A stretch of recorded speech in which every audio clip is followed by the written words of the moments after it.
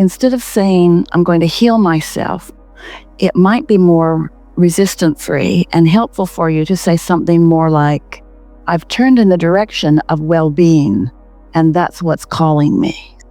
Because when you talk about healing, you're turned in the direction of what you're wanting to overcome.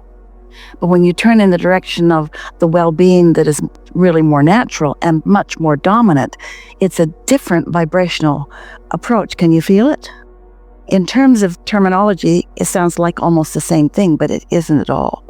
If what you're leaving is dominant, then you don't leave. If where you're going is dominant, then you go.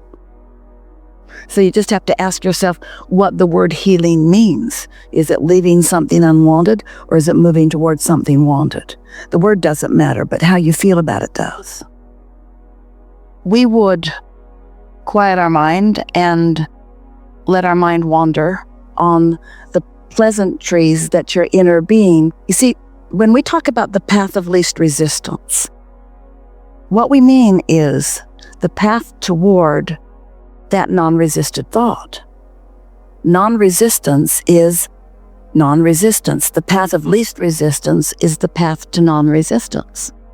So the path of least resistance, or the path to non-resistance, is a really feel-good path. Feel the difference between overcoming something, which is full of grit and determination, and the feeling of letting well-being be. They're different feelings.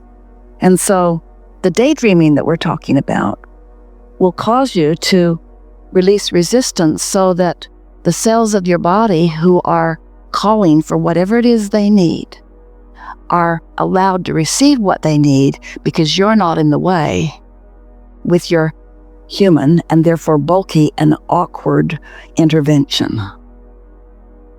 Through this process, do you feel more aware of your inner being existence than before? And because of your awareness of your inner being's existence, are you now more aware of your vibrational relationship with it? In other words, do your emotions tell you more? Do your emotions give you more information? And can you tell the difference between trying and letting? So that's the key. Can you feel the difference between struggle and ease? Can you feel the difference between, we don't want to get too ridiculous, confusion and clarity, blah, blah, blah, all of that. But if you can feel the difference, and it's not a subtle difference, it's a big difference. So when you say most of the time, we want to argue with that a little bit, because we think there's a big difference between trying to make something happen and knowing that it's already happened and just being willing to allow the rest of it to catch up. The cells of your body are remarkable. They have so much capacity that science and medicine does not understand. They are remaking themselves constantly. If you want to know, the closest conspiracy that affects you is the conspiracy of your cellular being. Your cellular being is responding to your source energy. And to the degree that you let that be, that's how you speed it up. We've said things before that are frankly just annoying to our human friends, like enjoy the journey, or just be patient and easy about it. That's annoying, because when you want something, you want it. But our favorite thing is satisfaction, feeling satisfied where I am and eager for more. Satisfied with where I am and eager for more. So one might argue, it's not easy to be satisfied when you're standing with not money when you want money, or without a partner when you want a partner, or without physical capabilities that you want before you have them. We get that, but we want to say emphatically, you can't get there from there. You have to put a bridge for yourself in the process, and that bridge is a ceasing of constant awareness of what is. And not a lot of it. 20 minutes a day of meditation is enough for you to release enough resistance, to allow enough energy to flow for it to catch on with you in your consciousness. So we can say things like, don't try so hard, and we do mean that. Or we could say things like, it's going to be all right, and we really do mean that. And we can say things, and we really do mean this, you're doing extremely well. But what you amplify here, and we are so appreciative of it because everybody's dealing with what you're dealing with to some extent. What is keeping what you prefer from coming. Say it better. Your attention to what is keeping you from what you prefer. Your attention to what is, because you've done all the other work. You had the experience, you launched the rockets, you know how to meditate, you know how to tune in. Your guidance system is alive and well within you, you know it. So the answer to your important question, how do I speed this along, is make it not necessary that it hurry along. Let there be so much satisfaction in the moment. It's a little bit like Esther went to what she thinks is the best movie she's ever seen in her whole life, Blinded by the Light. She could hardly stay in her body, it was so good. Happy, happy, happy, happy, such a good movie.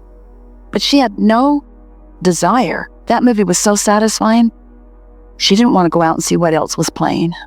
She wanted to watch that movie. She wanted to watch that movie. Last week, she went to another movie. She got up and walked out of it. Didn't want to watch that movie. She can tell which movies she wants to see. She can tell by how it feels, and you can too.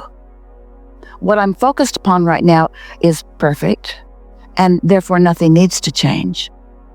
The movie I'm watching is so great, I don't need to get up and watch another movie. The movie that's playing is so awesome, I don't need to direct it right now. That's the key.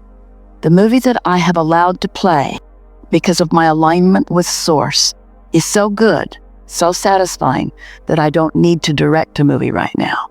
Some of your confusion, we acknowledge, has come from some of what you have thought you heard us say. Because when we ask you to be deliberate, that sounds like you want to direct your thought. We just want you to know when to direct your thought. Make sure you're hooked in and that the plot line's flowing before you add your ideas. We talk about getting out ahead of it, and this process of meditation is the supreme way for that. So we've talked about that. We've really talked about that. We know that you'd rather we'd stop talking about that because we've talked about that. Once momentum happens, and then it's easier to observe what happened, it's harder than to be out ahead of it. So one might say, well, you can't get out ahead of this because the physical condition is already there, but you can get out ahead of it segment by segment. We call it segment intending.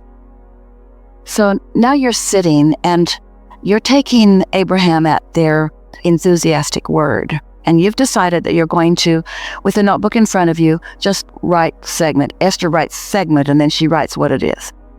So then you just write what you intend here. I feel such appreciation for these people who are playing with me in this way, don't you? I am thankful and rather amazed. I adore my responsive body. I love the cells of my body who are kicking ass today. Esther has a foul mouth. She really doesn't. We got that from you. I love my responsive cells. I like this experience. This is a conspiracy of well-being for me. How good is this? Oh, there isn't anything I'd rather be doing in this next segment of my life experience than allowing this evolution of these things that I desire to take place right before my eyes. I feel love for these people. I feel appreciation. I feel knowledge and powerful expectation of my responsive cells. Now, don't try to repeat those words. Those were just words that we flowed into the subject. You've got words as lovely and better, but let it be what you easily feel. So now what happened is you got out ahead of it. But more important, before you even got there, you experienced the pleasure of non-resistant thought. You didn't dread going, and you didn't practice the movie of disappointment. You got out ahead of it. So now, with your segment intending, You have activated the people in the room. You've activated your relationship with the cells of your body. You've tuned into source energy. You've put yourself in a position where all that, and as our friend said earlier, more can be your experience. And here's the most important thing. In this segment, nowhere did we encourage you to say, and I will see the progress of this exercise. Nowhere. Because you're not doing this for the power to accomplish the solution to the problem. You're doing this segment for the pleasure of this non-resisted segment in time. And you're going to notice, everyone's going to notice, that this is going to get kicked into high gear, but we don't even want to talk about that, because then that puts you in the place of watching for the improvement, which introduces resistance that is unnecessary to the equation. We would like you to say, Abraham, that sounded so good. I could do that every day for the rest of my life. Well, it really helps to know that there are some key things that we've been emphasizing. Satisfaction, and let's make that word even bigger. Satisfaction, which to some people means exaltation. Satisfaction could mean in God's graces. Satisfaction could mean fulfilling my life's purpose. Satisfaction can be a big old blossoming concept. Satisfaction, no matter how you're looking at it. I like what I'm looking right now. Satisfaction comes from only one place, and that's moving in the direction of a desire. Satisfaction doesn't come when you're moving away from it. Takes some doing for some of you, because you've been trained by often well-meaning people who believed for themselves and for you that ultimate satisfaction, which is God's grace, comes from your sacrifice. You got to suffer and deprive. You got to have shortage consciousness. Believe that the blessings are few, so don't take too many for yourself. Believe that the pie is little, and don't be greedy and take too much for yourself. It's an epidemic among people, well-meaning and maybe not so well-meaning, who want to control your behavior by the thing that's the easiest to control it by.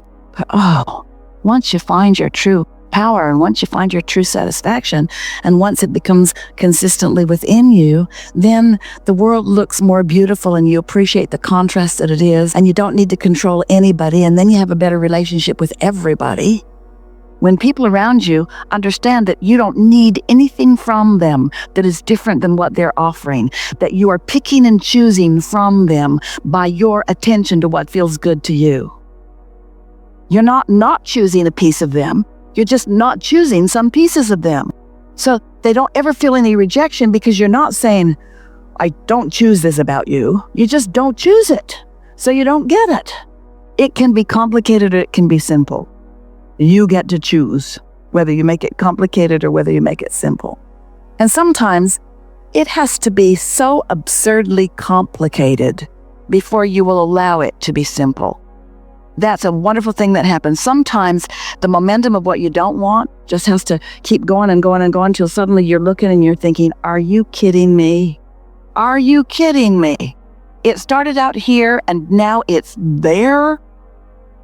And then something about the absurdity of what you've allowed the momentum to come to causes you to launch an enormous rocket of desire, and then you sleep and you're in a more powerful place. Really good. Yeah, okay.